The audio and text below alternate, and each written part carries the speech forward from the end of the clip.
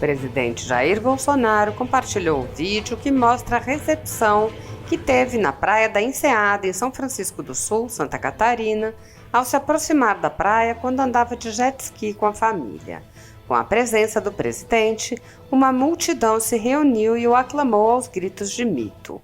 A renda deste vídeo e de todos os outros da Folha Política está sendo confiscada a mando do ministro Luiz Felipe Salomão, ex-corregedor do Tribunal Superior Eleitoral, com respaldo e apoio de Luiz Roberto Barroso, do STF e do TSE. O ministro Salomão decidiu, de forma monocrática, em um inquérito administrativo, confiscar toda a renda de sites e canais conservadores a pretexto de impedir a divulgação de discursos que não lhe agradam. Sem a renda, a empresa em breve não poderá mais manter sua estrutura em funcionamento, cumprir seus compromissos financeiros e pagar seus colaboradores.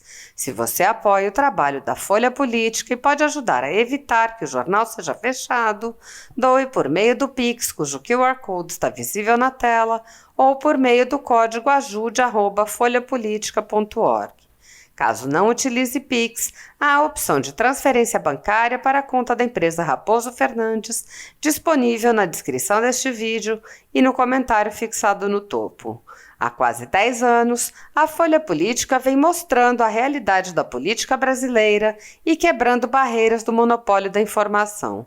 Com a sua ajuda, poderá se manter firme e continuar a exercer o seu trabalho. Pix ajude@folhapolitica.org. Assista!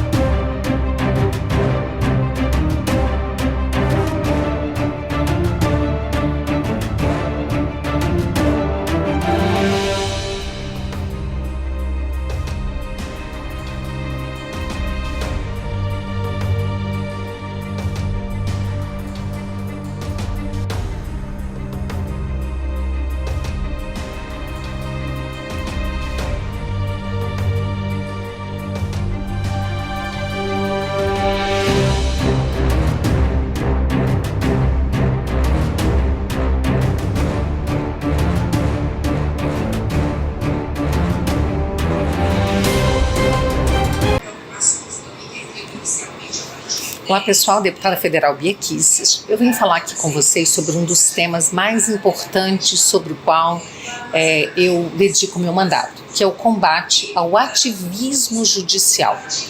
E nós estamos agora vivendo um momento muito crítico com relação a isso, quando esse ativismo ele advém diretamente de ministros do Supremo Tribunal Federal.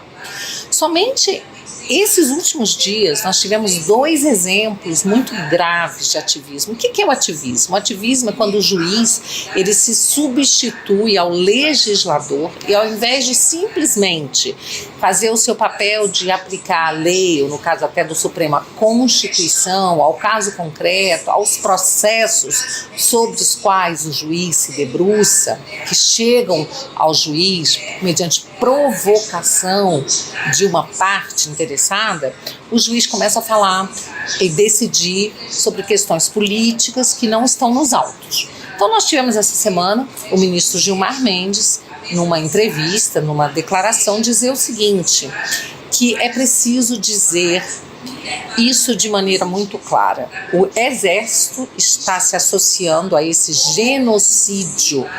Não é razoável, é preciso pôr fim a isso.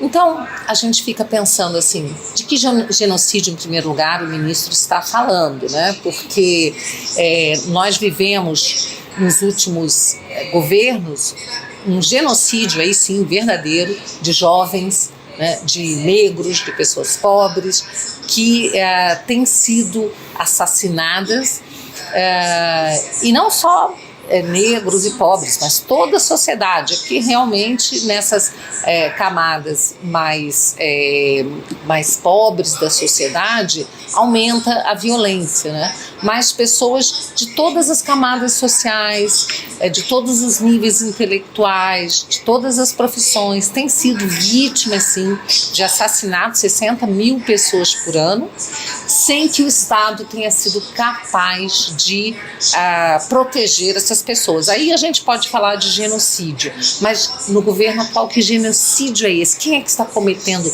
genocídio junto com o Exército, segundo o ministro Gilmar Mendes? Então, esse é o tipo da declaração que nos deixa realmente muito preocupados, e o ministro da Defesa já respondeu, dizendo que as Forças Armadas, o Exército, têm se dedicado durante o coronavírus ao combate ao coronavírus, né?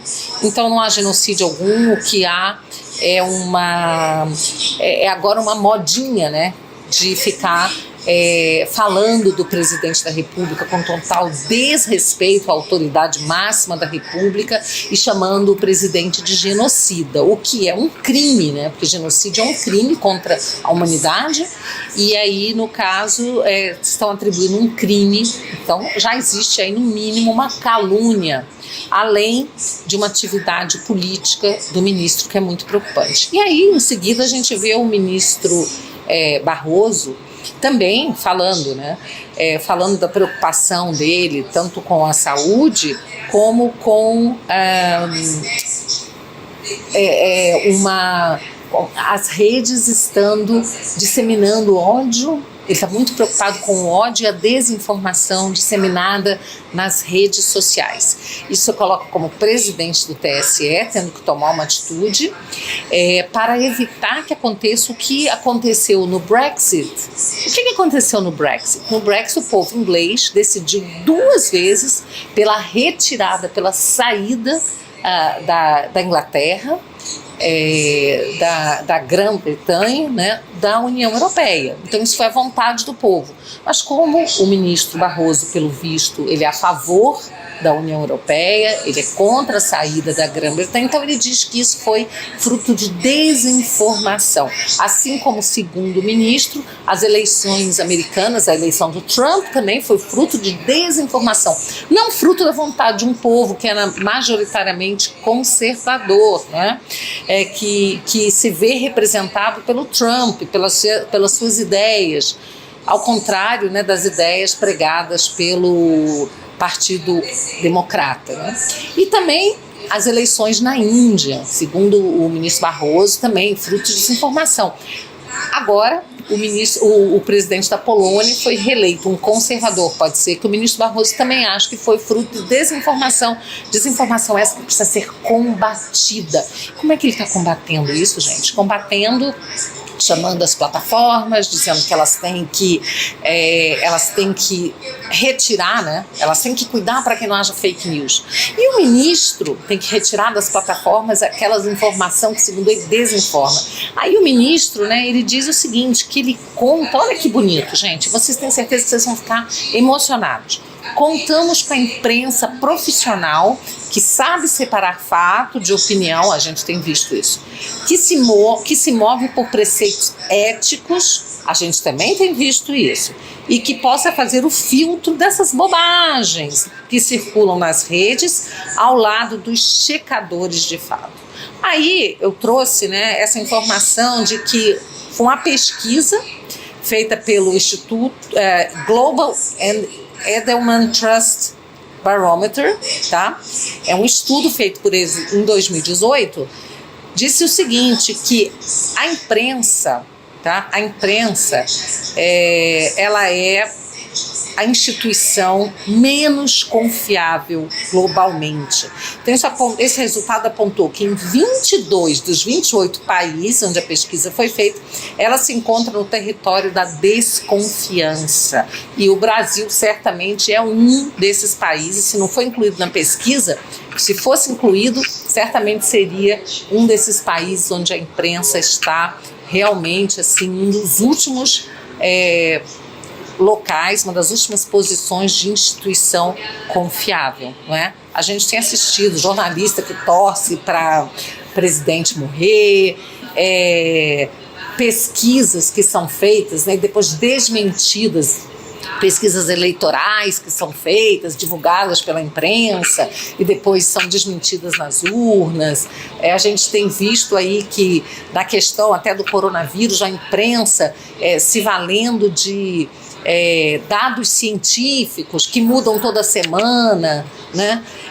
Então a gente sabe que não tem uma cobertura parcial, lamentavelmente, por boa parte da imprensa, mas é com essa mídia aí que o ministro Barroso diz contar, essa imprensa profissional, para dizer, junto com os checadores de fatos, o que é verdade, o que é mentira, né, e impor aí um cala-boca, uma censura às redes sociais. Então, assim, eu estou deveras preocupada com isso, tá? Como parlamentar, trabalho todos os dias, né, para combater esse ativismo judicial. Tem uma série de projetos de lei contrários ao ativismo, que visam a responsabilizar esse ativismo, criminalizar toda vez que houver uma usurpação de poder. Isso tem acontecido muito porque, lamentavelmente, o parlamento tem se colocado de joelhos, subserviente ao Supremo Tribunal Federal. E a gente sabe que tem aí parlamentares que têm problemas perante a justiça, né, que temem realmente que haja uma investigação, uma denúncia, que o Supremo possa condená-los. Mas é isso aí, né? A gente precisa encarar esse fato, né?